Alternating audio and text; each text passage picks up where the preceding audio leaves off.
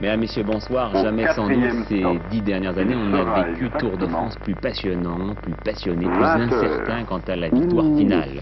L'absence de Bernard Hinault, grand seigneur incontesté, a libéré toutes les ambitions. En 2 semaines de course, le maillot jaune a déjà changé une bonne demi-douzaine de fois d'épaule. Et c'est sur une épaule que tous les regards se sont posés depuis quelques jours, celle de Pascal Simon, blessé après une chute. Eh bien, elle a fini par céder. Pascal Simon, à l'heure du déjeuner, a mis pied à terre, fini les espoirs. Il sera donc notre invité dans quelques minutes en compagnie de celui qui a repris le flambeau, son compatriote Laurent Fignon, et ce au terme d'une bien belle étape aujourd'hui qui s'est achevée à l'Alpe d'Huez avec 2 abandons, Michel Laurent et Pascal Simon. Roger Zabel. Le Tour perd son maillot jaune sous les yeux de Michel Laurent qui vient lui aussi d'abandonner. Un champion qui descend de vélo, même si cet abandon est plus ou moins attendu, voire même prévu. Un champion qui descend de vélo dans le Tour de France, c'est toujours un spectacle dur. Les rêves qui s'écroulent et la gloire du jaune qui se perd pour une omoplate qui casse. La gloire du jaune dans la vie d'un coureur, ça vaut plus que tout. Pascal Simon quitte le Tour de France et entre dans la légende. Le Tour n'a plus de maillot jaune, alors c'est la guerre de succession. 12 km 500 de montée pour la prise d'un maillot. L'impitoyable combat commence, ou plutôt se poursuit. Ils viennent de passer 8 cols, de parcourir 210 km, et l'arrivée, ça n'est peut-être pas si loin, mais c'est si haut.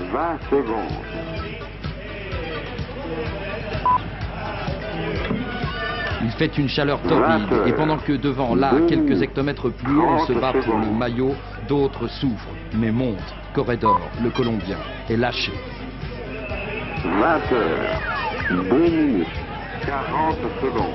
Jean-René Bernaudot est virtuel le maillot jaune. Il le sait, même si sa tête est pleine de souffrance. Il est parti en compagnie du Hollandais Winen, et les 2 coureurs ont une avance de plus de 4 minutes. 20 heures, 3 minutes.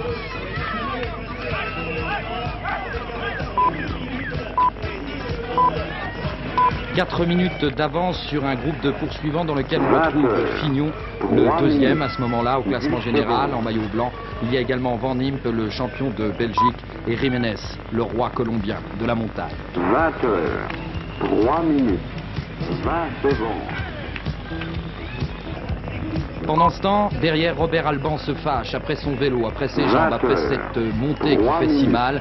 Il va réussir, grâce à une succession de crises de ce genre, à reprendre 1 minute 25 au classement général. 20 heures, 3 minutes, 40 secondes. Mais le rythme devient moins rapide devant. Bernaudot et Winen vont arriver en tête, c'est sûr, mais ils perdent du terrain. Bernaudot est en train de perdre également ce fameux maillot jaune qui lui irait si bien. Il sera exactement 20 heures, 4 minutes. Derrière, Van Impe, Fignon et l'Espagnol Delgado, revenu de l'arrière, accélèrent l'allure. Et c'est Fignon qui devient, à ce moment-là, leader du Tour de France. 20 heures, 4 minutes, 10 secondes. Au sprint, Winen va battre Bernaudot, qui est pourtant parti devant.